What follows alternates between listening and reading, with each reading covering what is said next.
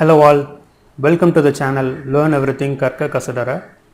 இந்த வீடியோவில் constitution of India இந்திய அரசியல் அமைப்பு அப்படிங்கிற ஒரு சப்ஜெக்டில் இருந்து directive principles of state policy அப்படிங்கிற டாபிக் பற்றி பார்க்க போகிறோம்.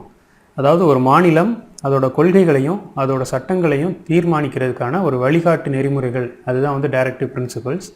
ஸோ அதை பற்றின இன்ஃபர்மேஷன் தான் அந்த வீடியோவில் இருக்க போது. இந்த வீடியோவில் டைரக்டிவ் பிரின்சிபல்ஸ்னால் என்ன, அதோட ஃபீச்சர்ஸ் என்னென்ன இருக்குது, அதோட கிளாசிஃபிகேஷன் என்ன, அண்ட் டைரக்டிவ் பிரின்சிபல்ஸில் இருக்கக்கூடிய சாதக பாதகங்கள், அதாவது அட்வான்டேஜஸ், டிஸ்அட்வான்டேஜஸ், கான்ஃப்ளிக்ட்ஸ், இதை பற்றி தான் பார்க்க போகிறோம். ஸோ வாங்க வீடியோக்குள்ளே போகலாம். ஸோ ஃபஸ்ட்டு டாக்டர் அம்பேத்கர் என்ன சொல்லியிருக்கிறாரு இந்த டைரக்டிவ் பிரின்சிபல்ஸ் பற்றி அப்படின்னா, ஒரு இந்தியன் கான்ஸ்டிடியூஷனுக்கே வந்து ஒரு முக்கியமான அம்சம் இந்த டைரக்டிவ் பிரின்சிபல்ஸ் அப்படின்னு சொல்கிறாரு.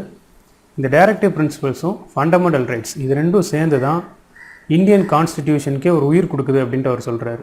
ஃபீச்சர்ஸ் ஆஃப் டைரக்டிவ் பிரின்சிபல்ஸ், இந்த டைரக்டிவ் பிரின்சிபல்ஸ், இந்த வழிகாட்டு நெறிமுறைகள் தான் ஒரு மாநிலத்துக்கு அது என்னென்ன லாவை எந்த பேசிஸில் தீர்மானிக்கணும் அப்படிங்கிறதுக்கான ஒரு அடிப்படை முகாந்திரத்தை இந்த டைரக்டிவ் பிரின்சிபல்ஸ் தான் கொடுக்குது. இதுதான் ஃபஸ்ட்டு ஃபீச்சர். செகண்ட் என்ன அப்படின்னா, அகெயின் டாக்டர் அம்பேத்கர் என்ன சொல்கிறாரு அப்படின்னா, பிரிட்டிஷ் கவர்மெண்ட் இருக்கும்போது இன்ஸ்ட்ருமெண்ட்ஸ் ஆஃப் இன்ஸ்ட்ரக்ஷன்ஸ் அப்படின்னு சொல்லிட்டு ஒன்று கொடுத்துருந்தாங்க. அங்கே இருக்கக்கூடிய கவர்னர்ஸ்க்கு, அங்கே இருக்கக்கூடிய அத்தாரிட்டிஸ்க்கு வந்து இன்ஸ்ட்ருமெண்ட்ஸ் ஆஃப் இன்ஸ்ட்ரக்ஷன்ஸ் அப்படின்னு ஒன்று கொடுத்துருந்தாங்க. அதில் வந்து ஒரு செட் ஆஃப் இன்ஸ்ட்ரக்ஷன்ஸ்லாம் இருக்கும், இதை தான் பேஸ் பண்ணி தான் நீங்கள் வந்து அங்கே ரூல் பண்ணணும் அப்படின்ட்டு. ஸோ அதுவும் இந்த டைரக்டிவ் பிரின்சிபல்ஸும் கிட்டத்தட்ட சிமிலராக தான் இருக்குது. என்ன ஒரு விஷயம்னா, இந்த டைரக்டிவ் பிரின்சிபல்ஸ் இப்போ இருக்கக்கூடிய ஆட்சியாளர்கள்ட்ட வந்து இப்போ கொடுத்துருக்குறாங்க. இப்போ ஆட்சியாளர்கள் இந்த சென்ஸ் இப்போ நம்மளை ஆட்சி பண்ணிகிட்டு இருக்கிறவங்க எம்எல்ஏஸ், எம்பிஸ், இந்த மாதிரி ஆட்களுக்கு வந்து இந்த டைரக்டிவ் பிரின்சிபல்ஸ் வந்து ஒரு வழிகாட்டுதலாக இருந்துகிட்ருக்கு. ஸோ இது வந்து செகண்ட் ஃபீச்சர். மூணாவது ஃபீச்சர் என்ன அப்படின்னா, இந்த டைரக்டிவ் பிரின்சிபல்ஸ் தான் வந்து ஒரு ஸ்டேட் வந்து சோஷியல் ஸ்டேட்டாக இருக்கணும், அது வந்து போலீஸ் ஸ்டேட்டாக இல்லாமல் ஒரு வெல்ஃபேர் ஸ்டேட்டாக, அந்த மாநிலம் வந்து ஒரு தன்னாட்சியோட அதுக்கு வந்து வளர்ச்சி பாதையில் போகக்கூடிய ஒரு மாநிலமாக இருக்கணும் அப்படிங்கிறதுக்கான ஒரு விஷயத்தை இந்த டைரக்டிவ் பிரின்சிபல் தான் வந்து கொண்டு வருது. இந்த டைரக்டிவ் பிரின்சிபல் வந்து நான் ஜஸ்டிசேபிள், அதாவது இதை யாராவது வயலேட் பண்ணுறாங்க, அந்த ஸ்டேட் வயலேட் பண்ணுது அப்படின்னா நம்ம கோர்ட்டில் போய் கேஸ் போட்டு இந்த டைரக்டிவ் பிரின்சிபல் அவங்க வயலேட் பண்ணிட்டு ஒரு லா ஃப்ரேம் பண்ணிட்டாங்க அப்படின்ட்டு வந்து நம்மளால் பண்ண முடியாது. ஸோ அந்தளவுக்கு தான் அந்த டைரக்டிவ் பிரின்சிபல் இருக்குது. அண்ட் அஞ்சாவது ஃபீச்சர் என்ன அப்படின்னா, இந்த டைரக்டிவ் பிரின்சிபல் வந்து வயலேட் பண்ணதுனால கேஸ் போட முடியாட்டியும் சம்டைம்ஸ் ஏதோ ஒரு லா வந்து இம்ப்ளிமெண்ட் பண்ணுறாங்க, அந்த லாக்கு ஆப்போசிட்டாக வந்து கேஸ் போடும்போது அந்த லா வந்து கரெக்டான லாவாக இல்லையா, அந்த சட்டம் கரெக்டான சட்டமாக இல்லையா அப்படின்னு பார்க்குறதுக்கு இந்த டைரக்டிவ் பிரின்சிபலை ஒரு பேஸாக எடுத்துப்பாங்க. இந்த டைரக்டிவ் பிரின்சிபலை அது ஒபே பண்ணி இருக்குது அப்படிங்கிற பட்சத்தில் அந்த லா வந்து கவர்மெண்ட் வந்து கோர்ட் வந்து அதை வந்து ப்ரொசீட் பண்ண விட்ருவாங்க. Next is classification of directive principles. Classification, Indian கான்ஸ்டிடியூஷனில் டைரக்டிவ் பிரின்சிபல்ஸ்க்குன்னு ஒரு பர்டிகுலர் கிளாசிஃபிகேஷன் கிடையாது.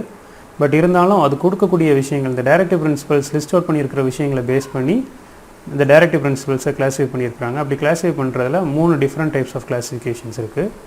ஃபஸ்ட்டு சோஷியலிஸ்டிக் பாலிசிஸ், செகண்ட் வந்து காந்தியன் பாலிசி, மூணாவது லிபரல் இன்டலெக்சுவல் பாலிசி அப்படின்னு சொல்லிட்டு 3 டிஃப்ரெண்ட் டைப்ஸ் ஆஃப் கிளாஸிஃபிகேஷன் இருக்குது.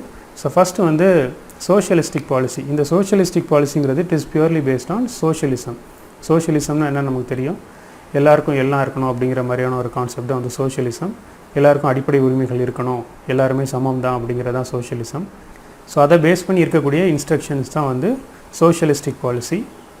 இதில் வந்து ஒரு 8 பாயிண்ட் இருக்குது. இந்த சோஷியலிஸ்டிக் பாலிசியில் ஒரு 8 பாயிண்ட் இருக்குது. அதில் ஃபஸ்ட்டு பாயிண்ட் என்ன அப்படின்னா, எல்லாருக்குமே வந்து social justice, economical justice, political justice, இந்த மாதிரி அடிப்படை உரிமைகள் கொடுக்கணும். இதுதான் வந்து ஃபஸ்ட்டு ரூல்.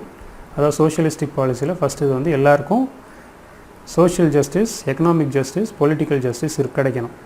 செகண்ட் பாயிண்ட் என்ன அப்படின்னா, வாழ்வாதாரம் எல்லாருக்குமே கிடைக்கணும். இருக்கக்கூடிய எல்லா சிட்டிசன்ஸ்க்கும் வந்து லைவ்லிஹுட், வாழ்வாதாரம் எல்லாருக்குமே இருக்கணும், வாழ்கிறதுக்கான விஷயங்கள் எல்லாருக்குமே கிடைக்கணும். அண்ட் அது போக அவங்களுக்கு வந்து அடிப்படை வேஜஸ் கிடைக்கணும். ரெண்டாவது வந்து வாழ்கிறதுக்கான ஊதியம் கிடைக்கணும். மூணாவது சில்ட்ரன் அப்யூஸை வந்து கண்ட்ரோல் பண்ணணும், சில்ட்ரன் அப்யூஸ் இருக்கக்கூடாது. நாலாவது ரிசோர்ஸஸ் இருக்கும். இப்போது உலகத்தில் இருக்கக்கூடிய வளங்கள் இருக்குல்ல, அந்த நாட்டில் இருக்கக்கூடிய வளங்கள் வந்து எல்லாரும் ஆக்சஸ் பண்ணுற மாதிரியான வளங்களாக இருக்கணும், யாரோ ஒருத்தர் கண்ட்ரோலில் அது இருக்கக்கூடாது. அண்ட் அஞ்சாவது வந்து வெல்த், இது வந்து ஒரு சாராருக்கு மட்டுமே போய் சேர்ந்துடக்கூடாது, எல்லாருக்குமே போய் சேரணும் அப்படிங்கிறது தான் வந்து second point. And third point என்ன அப்படின்னா, வேலை பார்க்குறதுக்கான உரிமை எல்லாருக்குமே கிடைக்கணும். 3வது பாயிண்ட் அதுதான். அன்எம்ப்ளாய்மெண்ட் இல்லாமல் எல்லாருக்குமே ஒர்க் பண்ணணும் அப்படிங்கிற ரைட்ஸ் வந்து எல்லாருக்குமே இருக்குது. ஸோ வேலை வந்து எல்லாருக்குமே கிடைக்கணும் அப்படிங்கிறது தான் 3வது பாயிண்ட். ஏழையான ஒருத்தன் இருக்கிறான், அவனுக்கு ஏதோ ஒரு பிரச்சனை அப்படின்னா லீகல் எய்டு கொடுக்கணும், ஃப்ரீ லீகல் எய்டு, அதாவது அவனுக்கு இலவசமாக சட்ட உதவி கிடைக்கணும். இது வந்து 3வது பாயிண்ட். 4வது work, education and health care, இந்த மாதிரி விஷயங்கள்லாம் வந்து அடிப்படை உரிமை, இது வந்து எல்லாருக்குமே கிடைக்கணும் அப்படிங்கிறது 4வது பாயிண்ட். ஸோ வேலை வாய்ப்பு கிடைக்கணும், எஜுகேஷன் கிடைக்கணும், ஹெல்த் கேர் விஷயங்களுக்கான அடிப்படை உரிமைகள் எல்லாமே வந்து கிடைக்கணும் அப்படிங்கிறது 4வது பாயிண்ட். அண்ட் 5வது பாயிண்ட் என்ன அப்படின்னா ஹெல்த் பெனிஃபிட்ஸ். ஒரு விமன் வந்து ஒரு கம்பெனியில் வேலை பார்க்குறாங்க அப்படின்னா அவங்களுக்கு இந்த மெட்டர்னிட்டி ரிலீஃப் கொடுக்கணும். அவங்க ஒருவேளை மகப்பேறு காலங்களில் அவங்களுக்கு லீவ் ப்ளஸ் சேலரி இந்த மாதிரி விஷயங்கள்லாம் கிடைக்கணும் அப்படிங்கிறது 5வது பாயிண்ட். 6வது பாயிண்ட், இருக்கக்கூடிய எல்லா சிட்டிசன்ஸ்க்கும் ஸ்டாண்டர்ட் ஆஃப் லைஃப் நல்லா இருக்கணும். ரொம்ப அடிமட்டத்துலையும் யாரும் இருந்துடாமல் ரொம்ப மேலேயும் யாரும் இருந்துடாமல் ஒரு ஈக்குவலான வாழ்க்கை தரம் எல்லாருக்குமே இருக்கணும். ஒரு டீசெண்டான ஸ்டாண்டர்ட் ஆஃப் லைஃப் இருக்கணும். அண்ட் 7வது பாயிண்ட், கம்பெனியில் ஒர்க் பண்ணக்கூடிய எம்ப்ளாயீஸ் அந்த இண்டஸ்ட்ரியை மேனேஜ் பண்ணுறதுக்கான வாய்ப்புகள் இருக்கணும். ஒரு கம்பெனியில் ஒருத்தர் வேலை பார்க்குறாரு அப்படின்னா அவருக்கு வந்து அந்த மேனேஜ்மெண்ட் சைடு போகிறதுக்கான வாய்ப்புகள் ஏற்படுத்தி கொடுக்கணும்.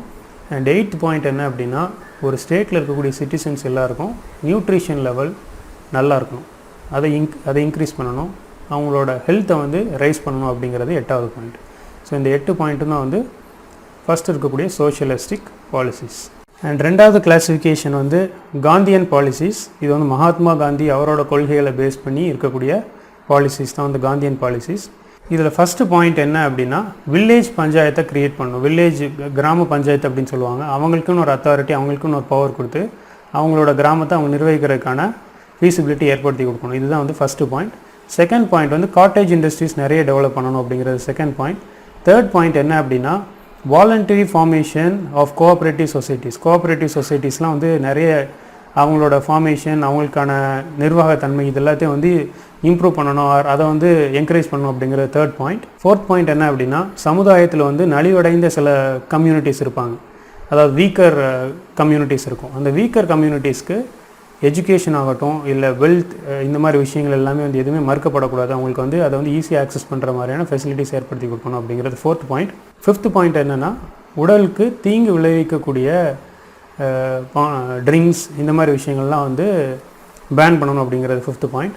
சிக்ஸ்த்து பாயிண்ட் வந்து நம்ம மாடு இருக்குல்ல, மாடை வந்து துன்புறுத்தக்கூடாது அப்படிங்கிற சிக்ஸ்த்து பாயிண்ட். அதோட ப்ரீடை வந்து இன்னும் அதிகப்படுத்தணும், அதை வந்து இன்னும் நல்ல இனப்பெருக்கம் பண்ண வச்சு அதோட ப்ரீடை இன்க்ரீஸ் பண்ணணும் அப்படிங்கிறது சிக்ஸ்த்து பாயிண்ட். ஸோ இந்த 6 பாயிண்ட்ஸ் வந்து காந்தியன் பாலிசிஸில் வருது. So third is liberal intellectual policies. இதில் ஃபஸ்ட்டு பாயிண்ட் இருக்கக்கூடிய எல்லா சிட்டிசனுக்கும் யூனிஃபார்மான சிவில் கோட் கொடுக்கணும். செகண்ட் பாயிண்ட் 6 வயசு குழந்தைங்க, 6 வயசு வரைக்கும் இருக்கக்கூடிய குழந்தைங்களுக்கு எஜுகேஷன் அப்புறம் சைல்ட்ஹுட் கேர் அவங்களுக்கான ப்ராப்பரான நியூட்ரிஷன்ஸ் இதெல்லாம் கிடைக்கிறதுக்கு ஏற்பாடு பண்ணி கொடுக்கணும். தேர்ட் பாயிண்ட் வந்து இருக்கக்கூடிய ஃபாரஸ்ட், வைல்ட் லைஃப் இது எல்லாத்தையும் பாதுகாக்கணும். அண்ட் ஃபோர்த் இஸ் அக்ரிகல்ச்சரை வந்து நிறைய மாடர்னான சயின்டிஃபிக் விஷயங்களை கொண்டு வரணும். அண்ட் ஃபிஃப்த்து பாயிண்ட் நம்மளோட மான்யூமெண்ட்ஸ் அப்புறம் இருக்கக்கூடிய புராதன சின்னங்கள் இது எல்லாத்தையும் வந்து பாதுகாக்கணும். அண்ட் 6வது பாயிண்ட் என்ன அப்படின்னா நம்ம நேஷன் மற்ற கண்ட்ரீஸோட எந்த ஒரு பிரச்சனையும் இல்லாமல் சுமூகமாக இருக்கணும். we should maintain peace with the other countries. இது வந்து நெக்ஸ்ட் பாயிண்ட். இந்த டைரக்டிவ் பிரின்சிபல்ஸ் அப்படிங்கிறது வந்து நம்ம ஒரு மாநிலம் வந்து கண்டிப்பாக அதை பண்ணியே ஆகணும் அப்படின்றது வந்து கட்டாயப்படுத்த முடியாது. அப்படி தான் அந்த டைரக்டிவ் பிரின்சிபல்ஸே ஃப்ரேம் பண்ணியிருக்கிறாங்க. இதுக்கு வந்து ஒரு சில காரணங்கள் இருக்குது. இந்த டைரக்டிவ் பிரின்சிபல்ஸ் வந்த டைம் எப்போன்னா இந்தியா வந்து இண்டிபெண்ட் ஆகிற அந்த டைமில் தான், அந்த பீரியடில் தான் இந்த டைரக்டிவ் பிரின்சிபல்ஸை வந்து ஃப்ரேம் பண்ணுறாங்க. இது மற்ற கான்ஸ்டிடியூஷன்ஸ்லேருந்து அவங்க வந்து அதுலேருந்து முக்கியமான விஷயங்களை மட்டும் எடுத்துருக்கிறாங்க. இப்போ ஐரிஷ் கான்ஸ்டியூஷன்லேருந்து எடுத்துருக்கிறாங்க அப்படின்னு சொல்கிறாங்க. இது வந்து 1935, 37 அந்த ரேஞ்சில் வந்து எடுத்துருக்கிறாங்க. ஸோ அந்த பீரியட் ஆஃப் டைமில் இந்தியாவில் இருக்கக்கூடிய இன்ஃப்ராஸ்ட்ரக்சர் என்ன, நம்மளால் என்ன பண்ண முடியும், நம்ம கையில் எவ்வளோ பணம் இருக்குது, இந்த மாதிரி விஷயங்கள்லாம் பேஸ் பண்ணி தான் இந்த டைரக்டிவ் பிரின்சிபல்ஸை ஃப்ரேம் பண்ணியிருக்கிறாங்க. ஸோ அதனால தான் வந்து இவ்வளோ கொஞ்சம் அந்த டைரக்டிவ் பிரின்சிபல்ஸ்க்கு நிறைய கன்ஸ்டன்ட்ஸ் கொடுக்கல. அதாவது இதை நீங்கள் கண்டிப்பாக பண்ணியே ஆகணும் அப்படின்னு சொல்லலாம். இதுக்கான காரணங்கள் ஒரு 3 காரணம் இருக்குது. முதல் காரணம் என்ன அப்படின்னா அந்த டைமில் இந்த டைரக்டிவ் பிரின்சிபல்ஸ் வந்த டைமில் இந்தியாவில் வந்து ஃபினான்ஷியல் ரிசோர்ஸ் அவ்வளோவா இல்லை. ஸோ அப்போ வந்து ஃபினான்ஷியல் ரிசோர்ஸ் இல்லை அப்படிங்கிறதால கட்டாயப்படுத்தலை. செகண்ட் என்ன அப்படின்னா இந்தியா வந்து அந்த பீரியட் ஆஃப் டைமில் ரொம்ப பின்னோக்கி இருந்துச்சு, ரொம்ப பின்தங்கி இருந்துச்சுன்னு சொல்லலாம். ஸோ அதனால் கட்டாயப்படுத்தலை. 3வது பாயிண்ட் வந்து அப்படி கட்டாயப்படுத்தியிருந்தாங்க அப்படின்னா ஒரு ஸ்டேட்டால் அந்த ஸ்டேட்டை இம்ப்ரூவ் பண்ணுறதுக்கான விஷயங்களை பண்ண முடியாது. ஸோ இப்போதைக்கு வந்து ஒரு ஸ்டேட்டை இம்ப்ரூவ் பண்ணுறதுக்கு அவங்களுக்கு தேவையான விஷயங்கள் பண்ணட்டும் அப்படிங்கிறதால இந்த டைரக்டிவ் பிரின்சிபல்ஸ் ஒரு கட்டாயமான விஷயத்தை நீங்கள் ஃபாலோ பண்ணி ஆகணும் அப்படின்ட்டு யாரும் சொல்லலை. ஸோ இந்த 3 காரணங்களால் தான் டைரக்டிவ் பிரின்சிபல்ஸ் வந்து யாராவது ஒரு ஸ்டேட் வந்து அதை ஓவர் கம் பண்ணிட்டு போகிறாங்க, அதை கரெக்டாக ஃபாலோ பண்ணாட்டினா கூட நம்மளால் வந்து அதை நம்ம கோர்ட்டில் கொண்டு போய் கொடுத்து நம்மளால் அதுக்கு அகேன்ஸ்ட் நம்ம ஜட்ஜ்மெண்ட் வாங்க முடியாது. பட் அவங்களுக்கு இருந்த ஒரு பிலீஃப் என்ன அப்படின்னா, இந்த டைரக்டிவ் பிரின்சிபல்ஸை பிரேக் பண்ணிவிட்டு ஒரு லா கொண்டு வந்தாங்க அப்படின்னா எப்படி இருந்தாலும் எலெக்ஷன் டைமில் மக்களை சந்திச்சு தான் ஆகணும், அப்போ அவங்க அதுக்கான பதிலை சொல்லிப்பாங்க அப்படிங்கிற ஒரு நம்பிக்கையில் தான் வந்து இந்த டைரக்டிவ் பிரின்சிபல்ஸை இம்ப்ளிமெண்ட் பண்ணுறதும் பண்ணாததும் அவர் ஃபாலோ பண்ணுறதும் பண்ணாததும் உங்கள் விருப்பம், பட் நீங்கள் பண்ணக்கூடிய பாலிசிஸ் எல்லாத்துலேயும் இதை நீங்கள் வந்து ஒரு அடிப்படையாக வச்சுக்கோங்க அப்படின்னு சொல்லிட்டு விட்டுருந்துருக்குறாங்க. இதில் இருக்கக்கூடிய கிரிட்டிசிசம்ஸ், இந்த டைரக்டிவ் பிரின்சிபல்ஸ் ஆஃப் ஸ்டேட் பாலிசியில் இருக்கக்கூடிய விமர்சனங்களில் முதல் விமர்சனம் என்ன அப்படின்னா, லீகல் ஃபோர்ஸ் இல்லை, நோ லீகல் ஃபோர்ஸ். இந்த டைரக்டிவ் நீங்கள் ஒரு சட்டம் கொண்டு வரீங்க, ஒரு விஷயம் கொண்டு வரீங்க, அதை நான் ஃபாலோ பண்ணாலும் பண்ணாட்டி எனக்கு ஒரு பிரச்சனை இல்லை அப்படின்னா ஆப்வியஸாக நிறைய ஸ்டேட் அதை வயலேட் பண்ணிடுவாங்க அப்படிங்கிற ஒரு பயம் இருக்குது அப்படிங்கிறதான் ஃபஸ்ட்டு. லீகல் ஃபோர்ஸ் எதுவுமே இல்லையே, லீகல் ஃபோர்ஸ் இல்லைன்னா இந்த டைரக்டிவ் பிரின்சிபல்ஸ் எல்லா ஸ்டேட்டும் ஃபாலோ பண்ணுவாங்களா பண்ண மாட்டாங்களா அப்படின்னு நமக்கு தெரியாது அப்படின்னு சொல்கிறது first point. And second point என்ன அப்படின்னா, ரொம்ப கன்சர்வேட்டிவாக இருக்குது அப்படின்னு சொல்கிறாங்க. இந்த டைரக்டிவ் பிரின்சிபல்ஸ் எல்லாமே வந்து 20th செஞ்சுரி வரைக்கும் இருக்கக்கூடிய இந்தியாவுக்கு ஓகே, 21st செஞ்சுரி இல்லை அதுக்கப்புறம் இருக்கக்கூடிய இந்தியாவுக்கும் அதுக்கப்புறமும் நம்ம வந்து இந்த பேசிக்கான விஷயங்களை மட்டுமே வச்சுட்டு இருந்தால் நல்லா இருக்காது. எக்ஸாம்பிளுக்கு சொல்லணும்னா எல்லாருக்கும் சாப்பாடு கிடைக்கணும் அப்படிங்கிறது வந்து இன்னும் எத்தனை வருஷத்துக்கு இதே சொல்லிகிட்டு இருப்போம் அப்படின்ட்டு ஒரு கொஸ்டின் இருக்குது. இது வந்து ரொம்ப கன்சர்வேட்டிவாக இருக்குது அப்படின்னு சொல்கிறாங்க. மூணாவது, இது வந்து லாஜிக்கலாக எதையுமே அரேஞ்ச் பண்ணலை அப்படிங்கிறாங்க, ரொம்ப குழப்புற மாதிரி இருக்குதுன்னு சொல்கிறாங்க. எக்ஸாம்பிளுக்கு ஒரு முக்கியமான விஷயம், ரொம்ப முக்கியம் இல்லாத ஒரு விஷயத்துக்கு ஒரு முக்கியத்துவத்தை கொடுத்த மாதிரியான டேர்ம்ஸ்லாம் இருக்குது அப்படின்னு சொல்கிறாங்க. இது வந்து மூணாவது கான்ஃப்ளிக்ட். நாலாவது கான்ஃப்ளிக்ட் என்ன அப்படின்னா, இது வந்து கான்ஸ்டிடியூஷனல் கான்ஃப்ளிக்டை உருவாக்கிறோம். ஒரு பிரசிடெண்ட்டுக்கும் பிரைம் மினிஸ்டருக்கும் கான்ஃப்ளிக்டை உருவாக்கும், இல்லை சென்ட்ரலுக்கும் ஸ்டேட்டுக்கும் கான்ஃப்ளிக்டை உருவாக்கும், இல்லை ஸ்டேட்டில் இருக்கக்கூடிய சீஃப் மினிஸ்டருக்கும் கவர்னருக்கும் கான்ஃப்ளிக்டை உருவாக்கும். இந்த மாதிரி விஷயங்களுக்கு இந்த டைரக்டிவ் பிரின்சிபல்ஸ் ஒரு முகாந்திரமாக இருக்குது அப்படின்னு சொல்கிறாங்க. இந்த 4 கான்ஃப்ளிக்ட்ஸும் டைரக்டிவ் பிரின்சிபல்ஸ் ஆஃப் ஸ்டேட் பாலிசியில் இருக்குது. ஸோ இவ்வளோ கான்ஃப்ளிக்ட்ஸ் இருந்தாலும் இந்த டைரக்டிவ் பிரின்சிபல்ஸோட ரோல் அப்படின்ட்டு ஒரு முக்கியமான ரோல், ஒரு 6 ரோல் நான் லிஸ்ட் அவுட் பண்ணுறேன். அதில் ஃபஸ்ட்டு என்ன அப்படின்னா, ஒரு ஸ்டேட்டுக்கு அந்த ஸ்டேட்டில் அது எந்த கட்சி ஆட்சி பண்ணாலும் சரி, ஒவ்வொரு கட்சிக்கும் ஒவ்வொரு பாலிசி இருக்கும், ஒவ்வொரு கட்சிக்கும் ஒவ்வொரு கொள்கைகள் இருக்கும். ஸோ அப்போ ஒரு புது கட்சி வருது, அது வந்து ஆட்சி பண்ண வருது அப்படின்னா அந்த கட்சியோட கொள்கைகள் எல்லாத்தையும் அந்த நாட்டு மக்கள் மேலே இம்ப்ளிமெண்ட் பண்ணிட முடியாது. ஸோ அதுதான் ஃபஸ்ட்டு விஷயம். இந்த டைரக்டிவ் பிரின்சிபல்ஸை பேஸ் பண்ணி தான் அவங்க கொடுக்கக்கூடிய சட்டங்கள் எல்லாமே இருக்கும். ஸோ இதுதான் வந்து ஃபஸ்ட் ரோல், இந்த டைரக்டிவ் பிரின்சிபல்ஸோட ரோல். ஒரு கவர்மெண்ட் எப்படி பெர்ஃபார்ம் பண்ணுது அப்படிங்கிறத டெஸ்ட் பண்ணுறதுக்கான ஒரு பேசிக்கான ரூல் வந்து இது வச்சுருக்கு. இந்த டைரக்டிவ் பிரின்சிபல்ஸ் எடுத்து நீங்கள் பார்த்துட்டு இந்த கவர்மெண்ட் இதுக்கு ரெஸ்பெக்டிவாக வேலை பார்த்தா இல்லையான்னு நம்ம பார்த்தாலே நமக்கு தெரிஞ்சது அந்த கவர்மெண்ட்டோட பெர்ஃபார்மன்ஸ். இது செகண்ட் ரோல். மூணாவது, ஆப்போசிஷன் பார்ட்டி இருக்கும். அந்த ஆப்போசிஷன் பார்ட்டி வந்து அந்த ரூலிங் கவர்மெண்ட்டை ஒரு கண்ட்ரோலில் வச்சுக்கிறதுக்கு, அவங்க ப்ராப்பரான வழியில் போகணும் அப்படிங்கிறதுக்கு ஒரு கண்ட்ரோல் வந்து ஆப்போசிஷன் பார்ட்டிக்கு வந்து ஒரு ரூல் ஒன்று கொடுத்துருக்குறாங்க, ஒரு ரைட்ஸ் ஒன்று கொடுத்துருக்குறாங்க.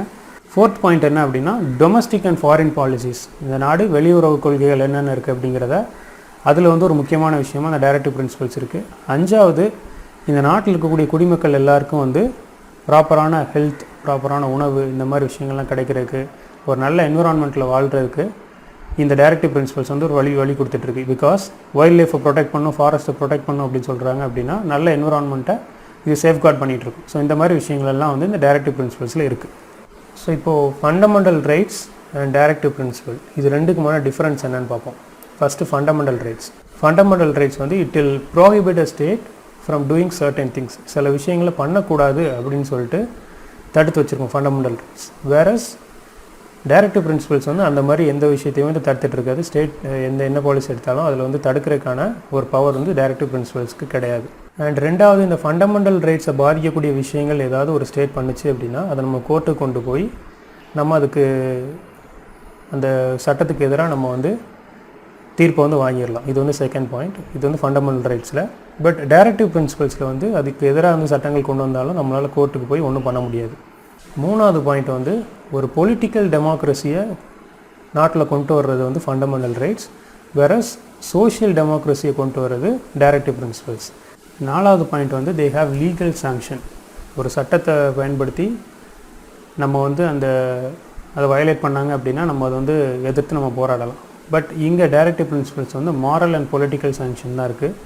இந்த டைரக்டிவ் பிரின்சிபலை ஃபாலோ பண்ணணும் அப்படிங்கிற ஒரு அடிப்படையான விஷயத்தை மனசில் வச்சுட்டு தான் எந்த ஒரு லாபையுமே கொண்டு வரணும் அப்படிங்கிறது தான் வந்து மாரல் சாங்ஷன். 5வது பாயிண்ட் வந்து இந்த ஃபண்டமெண்டல் ரைட்ஸுங்கிறது it is a welfare for the individual. ஒவ்வொரு தனிப்பட்ட மனுஷனுக்குமான ஒரு வெல்ஃபேர் தான் இந்த ஃபண்டமெண்டல் ரைட்ஸ். வேரஸ் டைரக்டிவ் பிரின்சிபல்ங்கிறது it is the welfare for a entire community. ஒரு என்டையர் கம்யூனிட்டிக்கான ஒரு வெல்ஃபேர் தான் வந்து இந்த டைரக்டிவ் பிரின்சிபல்ஸ். ஃபண்டமெண்டல் ரைட்ஸை இம்ப்ளிமெண்ட் பண்ணுறதுக்கு எந்த ஒரு லெஜிஸ்லேஷனும் தேவையில்லை. பட் டைரக்டிவ் பிரின்சிபலை பண்ணணும் அப்படின்னா it requires legislation. And next point என்னென்னா, ஒரு லா வந்து வயலேட் ஆகுது ஃபண்டமெண்டல் ரைட்ஸ் அப்படின்னா இதில் கோர்ட் வந்து தலையிடலாம். ஆனால் அந்த பக்கம் டைரக்டிவ் பிரின்சிபலில் கோர்ட் தலையிட முடியாது. கோர்ட் தலையிட்டு அந்த சட்டத்தை வந்து கேன்சல் பண்ண முடியாது. ஸோ அந்த 7 பாயிண்ட் தான் 7 டிஃப்ரென்ஸ் வந்து ஃபண்டமெண்டல் ரைட்ஸுக்கும் டைரக்டிவ் பிரின்சிபல்ஸுக்கும் இருக்குது. டைரக்டிவ் பிரின்சிபல்ஸ் வந்ததுக்கப்புறம் நிறைய மாற்றங்கள் நடந்திருக்கு. அதில் முதல் மாற்றம் வந்து நிலக்கிழார்கள், ஜமீன்தார்ஸ், இந்த மாதிரி விஷயங்கள் நிறைய பேர் இருந்தாங்க. அவங்கெல்லாம் இப்போ கிடையாது, ரொம்பலாம் இல்லை. 2வது சைல்டு லேபர், சைல்டு அப்யூஸ், இந்த மாதிரி விஷயங்களுக்கு நிறைய சட்டங்கள் கொண்டு வந்திருக்கிறாங்க. 3வது பெண்களுக்கு வந்து பெண்கள் ஆண்கள் இருவரும் 2 பேருமே வேலை பார்க்குறாங்க, ஒரே இடத்துல ஒரே வேலை பார்க்குறாங்க. ஆனால் சம்பளம் வந்து டிஃப்ரெண்ட்டாக இருக்கும்.